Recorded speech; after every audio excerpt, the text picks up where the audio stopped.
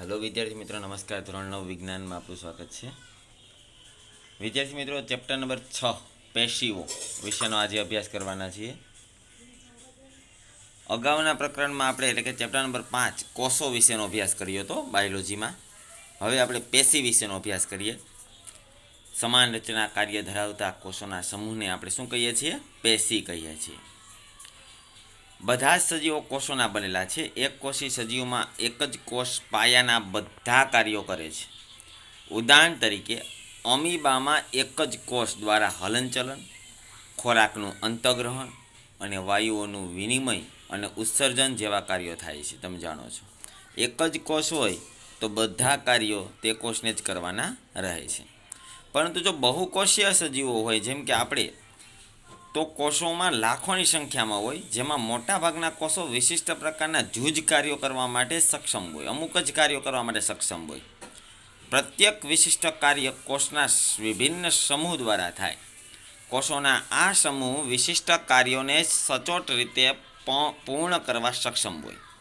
માનવમાં સ્નાયુ કોષોના સંકોચન અને શિથિલને લીધે હલનચલન થાય। દાખલા તરીકે માનવમાં જે સ્નાયુ કોષો છે તેનું સંકોચન અથવા તો શિથિલિત એનું મતલબ વિસ્તરણ દ્વારા જ આપણે હલનચલન જે કરીએ છીએ આપણા અંગોનું, એ સ્નાયુ કોષોના આધીન છે। ચેતાકોષો જે છે એ સંદેશાઓનું વહન કરવાનું કામ કરે। આપણામાં જે ચેતાકોષ, કોષના પ્રકારોમાં સૌથી મોટો કોષ કયો તો કે ચેતાકોષ। આપણે મેં આગળના ચેપ્ટરમાં તમને વાત કરેલી, તે ચેતાકોષ દ્વારા આપણે સંદેશાઓનું વહન એટલે કે અંગો દ્વારા મગજને સંદેશો પહોંચાડવાનું કાર્ય હોય, અથવા તો મગજ દ્વારા અંગોને કોઈ સંદેશો પહોંચાડવાનું કાર્ય હોય, તો એ કાર્ય કોણ કરશે? ચેતાકોષ કરશે। રુધિરના પ્રવાહ દ્વારા ઓક્સિજન, ખોરાક, અંતઃસ્રાવો અને નકામા દ્રવ્યનું વહન થાય। વનસ્પતિઓમાં વાહક પેશીઓ દ્વારા ખોરાક અને પાણીનું વહન વનસ્પતિના એક ભાગમાંથી અન્ય ભાગમાં થાય છે। પાણીનું વહન કરવા માટે અમુક પેશીઓ જે આવેલી છે, વાહક પેશીઓ, જલવાહક પેશી છે, જેમાં પાણીનું વહન થાય। અન્નવાહક પેશીમાં ખોરાકનું વહન થાય। તો આવી કોઈ પેશીઓ દ્વારા વહનનું કાર્ય વનસ્પતિઓમાં જોવા મળે છે। આમ બહુકોષીય સજીવો શ્રમ વિભાજન દર્શાવે। દાખલા તરીકે કોઈ આપણે બહુકોષીય પ્રાણીઓ હોય તો એમાં શ્રમનું વિભાજન થાય, કે કોઈ પણ કામ કરવું છે તેના માટે ચોક્કસ પેશીઓની રચના જે થયેલી છે, ચોક્કસ કોષો આવેલા છે, તે જ કાર્ય કરવા માટે નિર્માણ થયેલા છે। જ્યારે એક કોષીય સજીવ છે એમાં તો તમામ પ્રકારના કાર્ય, ઉત્સર્જન હોય, પાચનની ક્રિયા હોય, અન્ન મેળવવાની ક્રિયા હોય, હલનચલનની ક્રિયા હોય, તો એ એક કોષ દ્વારા જ કરવામાં આવશે। આ પરથી જાણી શકાય કે શરીરના એક નિશ્ચિત પ્રકારનું કાર્ય નિશ્ચિત સ્થાન પર કોષોના વિશિષ્ટ સમૂહ દ્વારા થાય છે। કોષોના સમૂહને આપણે કહીએ છીએ પેશી। ચોક્કસ કાર્ય માટે જે સમૂહ કોષનો રચાયેલો છે તેને આપણે કહીશું પેશી। આ પેશી વધારે કાર્યક્ષમતાથી કાર્ય કરવા માટે એક વિશિષ્ટ ક્રમમાં વ્યવસ્થિત રીતે ગોઠવાયેલી હોવી જોઈએ। રુધિર, અન્નવાહક અને સ્નાયુ આ બધા પેશીના ઉદાહરણો છે। તો એવા કોષોના જે સમૂહ કે સંરચનાકીય એક સમાનતા ધરાવે છે, તેમને કોઈ એક કાર્ય એક સાથે એકઠા થઈને પૂર્ણ કરવાનું હોય, તો તે સમૂહ ગોઠવાઈને પેશીનું સ્વરૂપ ધારણ કરતા હોય। કોઈ એક ચોક્કસ કાર્ય માટે કોષનો જે સમૂહ રચાય એને પેશી તરીકે આપણે ઓળખીએ છીએ। શું નંબર 2, શું વનસ્પતિઓ અને પ્રાણીઓ સમાન પ્રકારની પેશીઓના બનેલા છે? પ્રાણીઓ અને એક વનસ્પતિ, આપણી સૃષ્ટિના બે પ્રકાર છે, એક વનસ્પતિ સૃષ્ટિ અને એક પ્રાણી સૃષ્ટિ। તો શું આ બંને સૃષ્ટિઓના કોષોની પેશીઓની જે રચના છે એ સમાન પ્રકારની છે કે નહીં, તે જોઈએ આપણે આ વિભાગમાં। આવો આપણે હવે વિભિન્ન પેશીઓની સંરચનાઓ તથા તેમના કાર્યોની તુલના કરીએ। શું વનસ્પતિઓ અને પ્રાણીઓની સંરચના સમાન હોય છે? શું બંને સમાન કાર્યો કરે છે? બંને વચ્ચે નોંધનીય તફાવત હોય છે? વનસ્પતિઓ સ્થાયી કે સ્થાપિત હોય? કંઈક તફાવત છે બે વચ્ચે। તો વનસ્પતિઓ સ્થાયી કે સ્થાપિત હોય તે સ્થળાંતર કરી શકતા નથી, જોકે તેમણે ટટ્ટાર ઊભા રહેવાનું હોવાથી મોટા ભાગની પેશીઓ આધાર આપવાવાળી હોય છે, અને આ પેશીના કોષો સામાન્ય રીતે મૃત હોય છે। બીજી બાજુએ પ્રાણીઓ છે, પ્રાણીઓના પેશીની વાત કરીએ તો પ્રાણીઓ આહાર, પ્રજનન અને રહેઠાણ માટેની શોધમાં અહીં તહીં વિચરણ કરે છે, એટલે અહીં તહીં ફરે। તેઓ વનસ્પતિની તુલનામાં વધુ ઉર્જા વાપરે। જો વનસ્પતિ સ્થાયી છે, એક જ જગ્યાએ ટટ્ટાર ઊભાવાળી છે, જ્યારે પ્રાણીઓ છે એ પોતાના ખોરાક માટે, પછી એના રહેઠાણ માટે અથવા એના પ્રજનન માટે અહીં તહીં એટલે આજુબાજુ ગમે ત્યાં હરિયા કરે છે, જેને કારણે તેને વધારે વનસ્પતિની તુલનામાં વધારે ઉર્જાની જરૂરિયાત હોય છે. પ્રાણીઓની મોટાભાગની પેશી જીવંત હોય છે. મોટાભાગની પ્રાણીઓની પેશીઓ કેવી છે? જીવંત હોય છે. જ્યારે વનસ્પતિની પેશીઓ જે છે એ મૃત પણ હોય છે.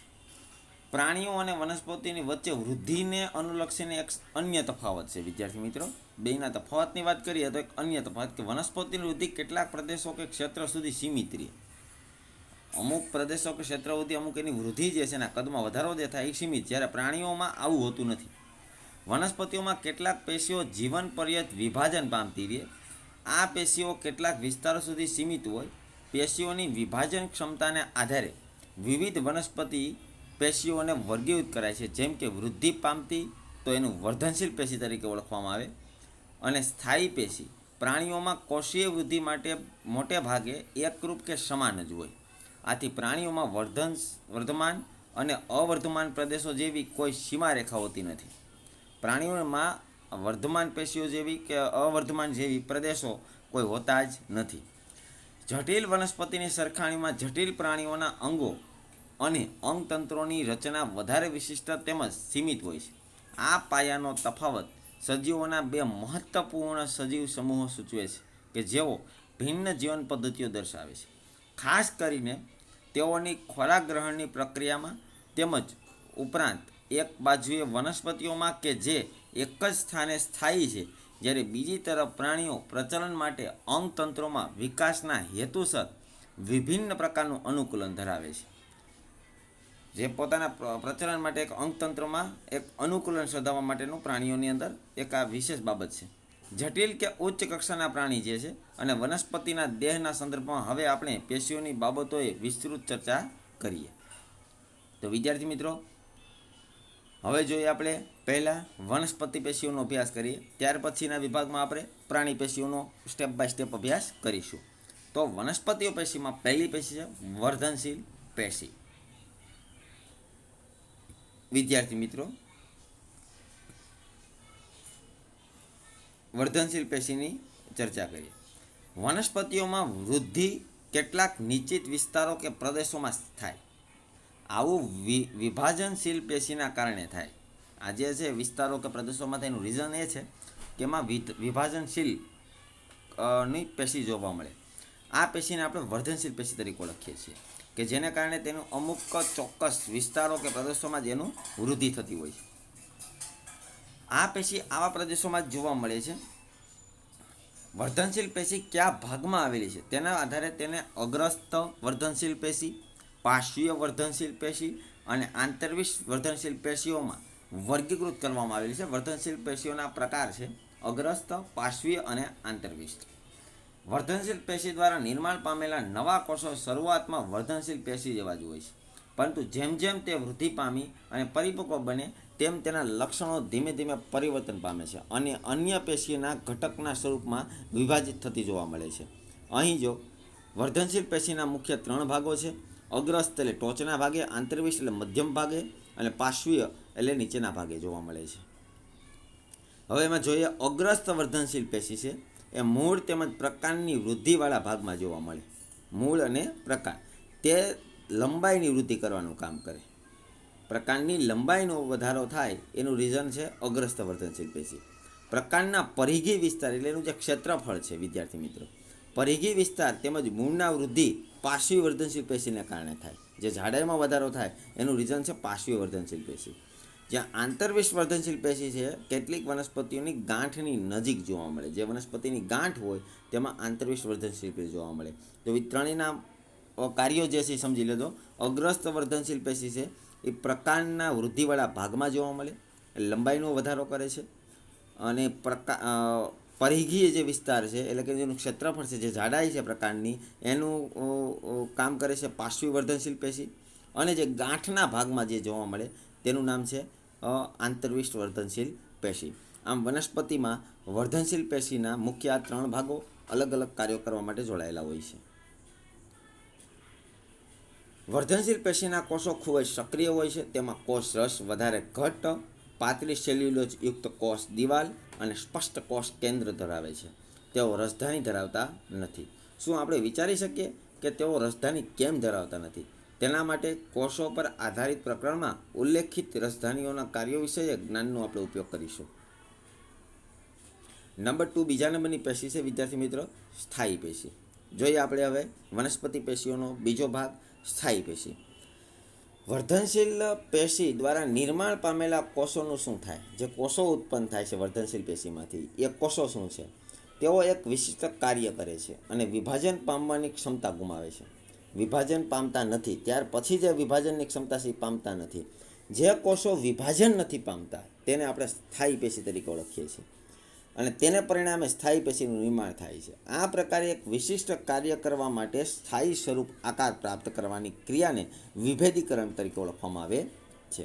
જો વર્ધનશીલ પેશી શું હતું તો કે વિભાજન કરવાની ક્ષમતા ધરાવતી હતી, જ્યારે વર્ધનશીલ પેશી દ્વારા નિર્માણ પામેલા જે કોષો જે છે એ વિભાજન પામવાની જે ક્ષમતા છે ગુમાવે અને ત્યાર પછીનું નામ ચેન્જ શું થયું? સ્થાયી પેશી તરીકે ઓળખવામાં આવ્યું. વિભેદીકરણને લીધે વિવિધ પ્રકારની સ્થાયી પેશીઓનો વિકાસ થાય છે. આગળ હવે જો એનો પહેલો વિકાસ તો કે સરળ સ્થાયી પેશી. સ્થાયી પેશીનો પ્રકાર સરળ સ્થાયી પેશી. અધિસ્તરની નીચે આવેલા થોડાક સ્તરોના કોષો સામાન્ય રીતે સરળ સ્થાયી પેશી છે. મૃતક વધુ સામાન્ય સરળ સ્થાયી પેશી છે. તે પાતળી કોષ દિવાલવાળા સરળ કોષોની બનેલી હોય છે. આ કોષો જીવંત છે. આ તમામ કોષો કેવા છે? જીવંત. તેઓ સામાન્ય રીતે શિથિલ ગોઠવણી ધરાવે છે. આ રીતની એની ગોઠવણી છે. આથી આ પ્રકારની પેશીના કોષો વચ્ચે ઘણો અવકાશ રહેલો હોય છે. આ પેશી સામાન્ય રીતે ખોરાકનો સંગ્રહ પણ કરે છે. સરળ સ્થાયી પેશી ખોરાકનો સંગ્રહ પણ કરે છે. કેટલીક પરિસ્થિતિઓમાં તે ક્લોરોફિલ ધરાવે છે. જે આપણે રંજક કણ ધરાવીએ તે ક્લોરોફિલ નામનું પદાર્થ ધરાવે અને પ્રકાશ સંશ્લેષણનું કાર્ય કરે. સૂર્યપ્રકાશની હાજરીમાં પ્રકાશની પ્રક્રિયા કરે. તેથી તેને હરિત કણોતક કે નીલકણોતક પેશી તરીકે ઓળખવામાં આવે છે. જલીય વનસ્પતિઓમાં મોટા હવા કોટરો કે વાત કોટરો મૃતક પેશીના કોષોમાં હોય છે, જે વનસ્પતિઓને તરવા માટે તારક બળ અનુભવે છે, જેને ઉત્પ્લાવક બળ તરીકે ઓળખીએ છીએ. વિદ્યાર્થી, ઉત્પ્લાવક બળનો મતલબ કે પાણી દ્વારા ઉપરની દિશામાં લાગતું બળ, જેને ઉત્પ્લાવક બળ તરીકે ઓળખવામાં આવે છે. આપણે ફિઝિક્સમાં આ બાબતનો અભ્યાસ કર્યો. આ પ્રકારની મૃતક પેશીને વાયુતક પેશી તરીકે ઓળખવામાં આવે છે. વનસ્પતિઓનું નમ્યતાનું લક્ષણ એક અન્ય સ્થાયી પેશી સ્થૂલકોણક પેશીના કારણે હોય છે. તે વનસ્પતિઓના વિવિધ ભાગો જેવા કે સૂત્રો અને વેલાઓના પ્રકારને તૂટ્યા વગરની વળવાની નમ્યતા બક્ષે છે. તે વનસ્પતિઓને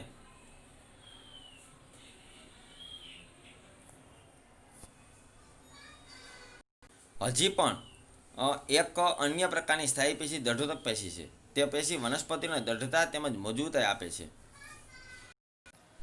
આપણે નાળિયેરના રેસાઓની છાલને જોયેલી છે, જે દઢોતક પેશીની બનેલી છે. આ પેશીના કોષો મૃત હોય છે. તે લાંબા અને પાતળા હોય છે, કારણ કે આ પેશીના કોષોની કોષ દિવાલ લિગ્નિનને લીધે જાડી હોય છે. જોકે આ પેશીના કોષોની કોષ દિવાલ જાડી હોય છે, તેથી કોષોની વચ્ચે આંતરકોષીય અવકાશ હોતો નથી. વિદ્યાર્થી મિત્રો, આ પેશી પ્રકાંડમાં વાયુપુલની નજીક પર્ણોની શિરાઓમાં તેમજ બીજ અને ફળની કઠણ છાલમાં હાજર હોય છે. તે વનસ્પતિના ભાગોને મજબૂતી આપવાનું કામ કરશે દઢોતક પેશી. ત્યાર પછી નો જે પ્રશ્ન છે, જે વિભાગ છે, આપણે નેક્સ્ટ લેક્ચરમાં અભ્યાસ કરીશું.